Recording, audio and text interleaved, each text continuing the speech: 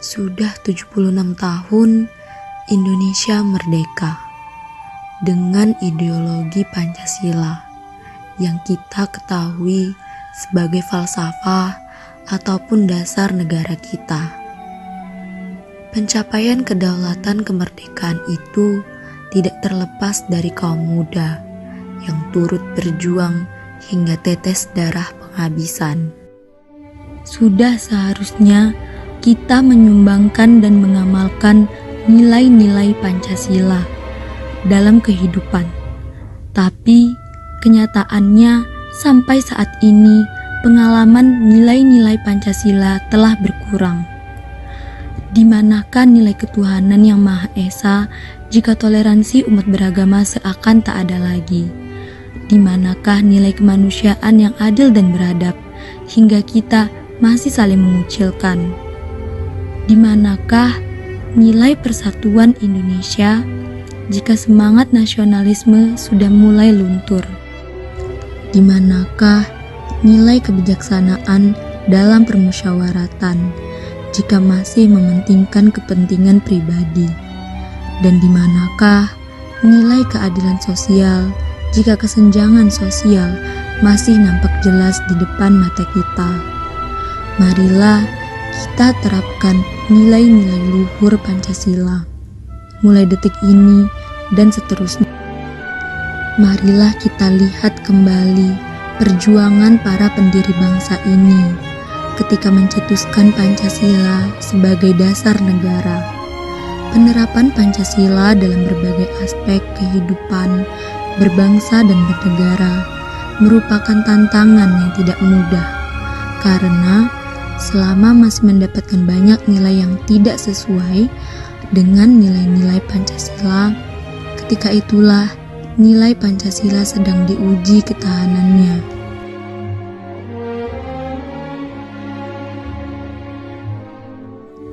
Kita ketahui nilai-nilai Pancasila sangatlah sempurna dan sangat tepat diterapkan hingga saat ini. Pancasila dibentuk bukan hanya untuk ideologi sesaat, tetapi Pancasila dibentuk untuk ideologi yang maju ke depan dan dapat hidup bersama. Intinya adalah nilai-nilai Pancasila diterapkan dalam kehidupan sehari-hari agar kehidupan berbangsa dan bernegara dapat berjalan dengan baik sesuai dengan cita-cita pendiri bangsa. Lewat Pancasila, kita yang terdiri dari beragam suku, budaya, bahasa, dan agama dapat bersatu dalam satu atap, Indonesia. Pancasila membuat perbedaan menjadi kekayaan. Pancasila merajut keragaman menjadi keindahan. Pancasila itu menyatukan.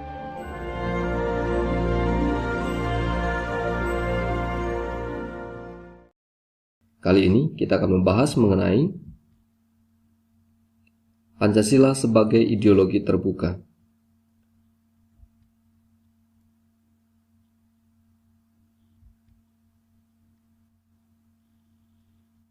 Baik, pokok bahasan yang akan kita bahas pada kesempatan kali ini yaitu meliputi pengertian Pancasila sebagai ideologi terbuka dan kedudukan Pancasila sebagai ideologi terbuka. Baik, mari kita mulai. Pengertian Pancasila sebagai ideologi terbuka. Di sini ada 3 kata, yaitu Pancasila, kemudian ada ideologi, dan kata terbuka. Mari kita lihat apa maksud dari perpaduan ketiga kata tersebut. Kita mulai dari Pancasila. Pancasila adalah dasar falsafah negara, di mana di dalamnya terdapat 5 dasar yang sistematis yang saling terkait satu sama yang lainnya, utuh dan tidak terpisahkan. Kelima dasar itu menjadi asas, menjadi landasan seluruh penyelenggaraan negara Indonesia, menjadi pedoman bagi bangsa dan negara Indonesia. Itu adalah Pancasila. Ideologi pertama kali diperkenalkan oleh Antoine Destoe de Tracy untuk mendefinisikan ilmu tentang ide. Secara etimologi, ideologi berasal dari kata idea yang artinya gagasan, konsep, pengertian dasar, atau cita-cita. Dan logos artinya adalah ilmu. Jadi yang dimaksud dengan ideologi adalah ilmu tentang ide. Atau definisi lain yaitu ideologi merupakan suatu keyakinan akan sesuatu yang dianggap baik dan dianggap benar. Sedangkan kata terbuka artinya tersedia atau keadaan dapat menerima sesuatu. Jadi, Pancasila sebagai ideologi artinya Pancasila dengan sistem nilainya adalah suatu gagasan atau ide sebagai pedoman atau arah yang diyakini kebenarannya dapat membawa Indonesia kepada cita-cita nasionalnya, yaitu menjadi bangsa yang adil, makmur, dan sentosa. Maka Pancasila sebagai ideologi negara merupakan ciri khas atau identitas bangsa Indonesia yang harus dipertahankan dan terus dijadikan sebagai pedoman dalam menentukan arah dan tujuan yang diwujudkan dalam sikap dan perilaku bangsa Indonesia. Dalam konteks Pancasila sebagai ideologi terbuka, artinya Pancasila senantiasa terbuka terhadap perkembangan zaman. Jadi nilai-nilai Pancasila itu dipraktikkan mengikuti perkembangan zaman tanpa mengubah nilai dasarnya, yaitu nilai ketuhanan, kemanusiaan, persatuan, kerakyatan, dan keadilan. Jadi Pancasila mengikuti perkembangan zaman tanpa kehilangan jati dirinya atau nilai-nilai dasarnya. Sebagai suatu sistem pemikiran, ideologi Pancasila bersumber dari pandangan dan dasar falsafah bangsa Indonesia. Berkembang sesuai perkembangan dan kecerdasan bangsa Indonesia, bukan sesuatu yang dipaksakan dari luar. Dan memang itulah hakikatnya Pancasila sebagai ideologi, yaitu bersumber dari sistem nilai, budaya, kekayaan rohani dan moral yang berkembang dari masyarakat Indonesia sendiri.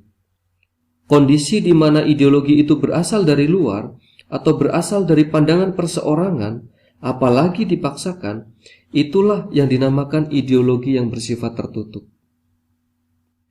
Baik, itu tentang pengertian Pancasila sebagai ideologi terbuka. Sekarang kita masuk pada bagian selanjutnya.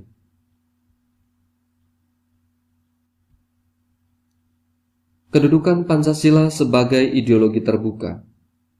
Pancasila, nilai-nilainya itu digali atau berasal dari bangsa Indonesia itu sendiri. Maka Pancasila memenuhi syarat sebagai ideologi terbuka.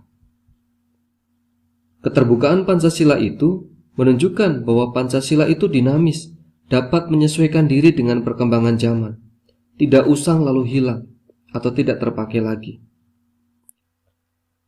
Walaupun Pancasila mengikuti perkembangan zaman, tapi nilai-nilai dasar Pancasila itu tetap tidak berubah.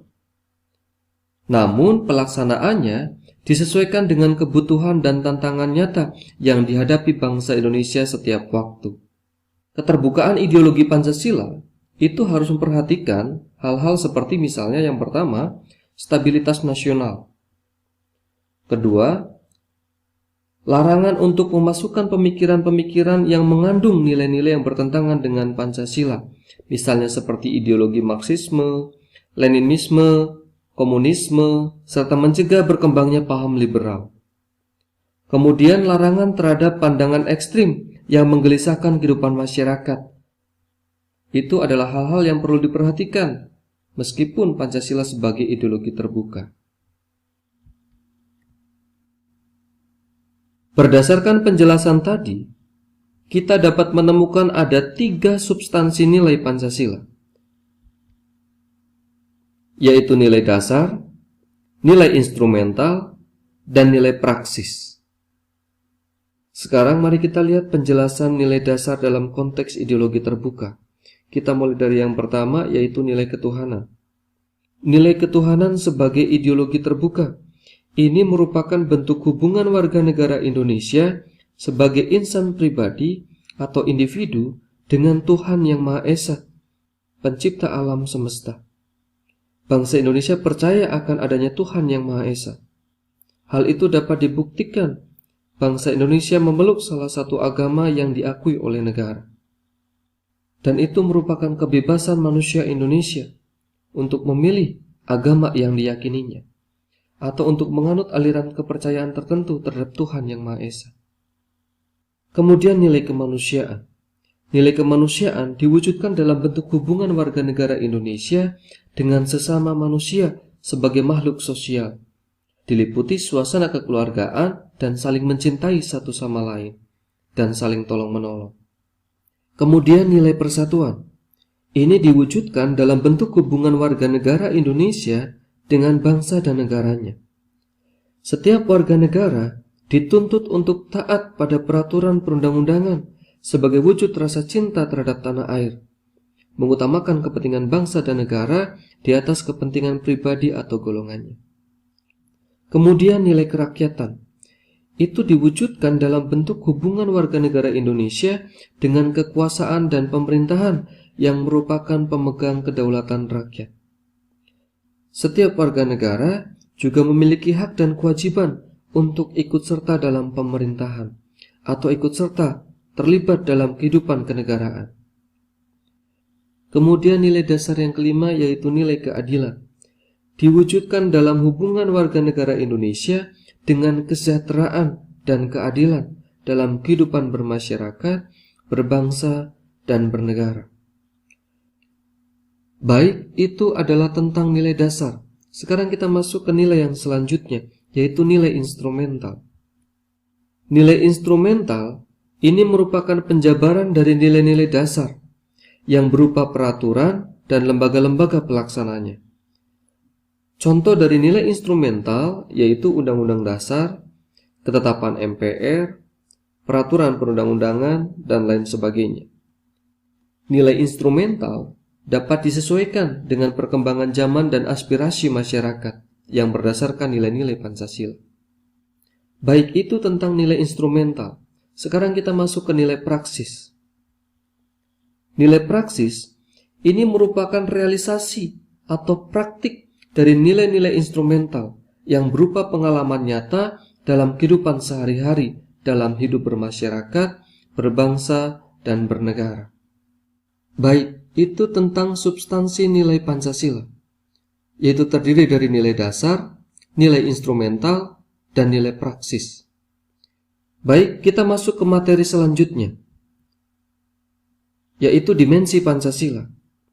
Pancasila sebagai ideologi bukan sesuatu yang bersifat utopis atau hayalan belaka atau hanya diangan-angan, melainkan sesuatu yang dapat direalisasikan. Sebab nilai-nilai Pancasila itu timbul dari pengalaman hidup manusia Indonesia atau sesuatu yang memang telah dihidupi oleh bangsa Indonesia sejak zaman dahulu kala. Pancasila sebagai ideologi mempunyai 3 dimensi, yaitu dimensi idealisme, normatif, dan realitas.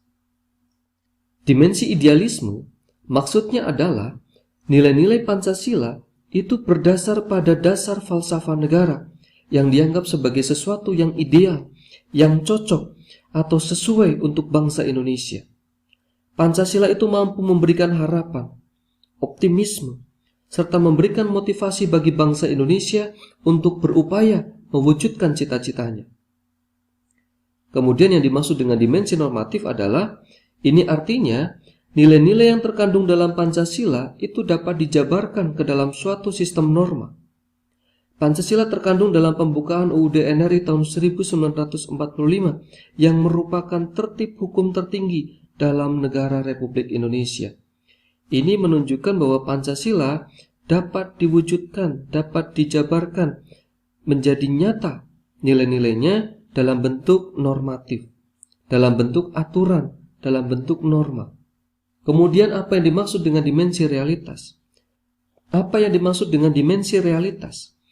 Dimensi realitas artinya suatu ideologi harus mampu mencerminkan realitas kehidupan yang berkembang dalam masyarakat.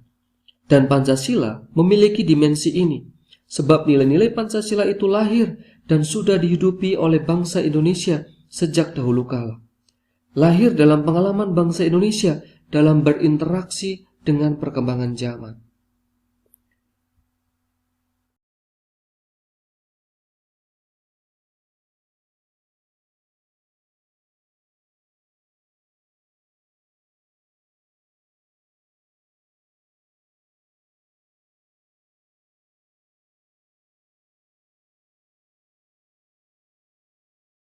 Baik, saya rasa cukup. Demikian materi yang dapat disampaikan kali ini. Semoga bermanfaat. Terima kasih. Salam belajar.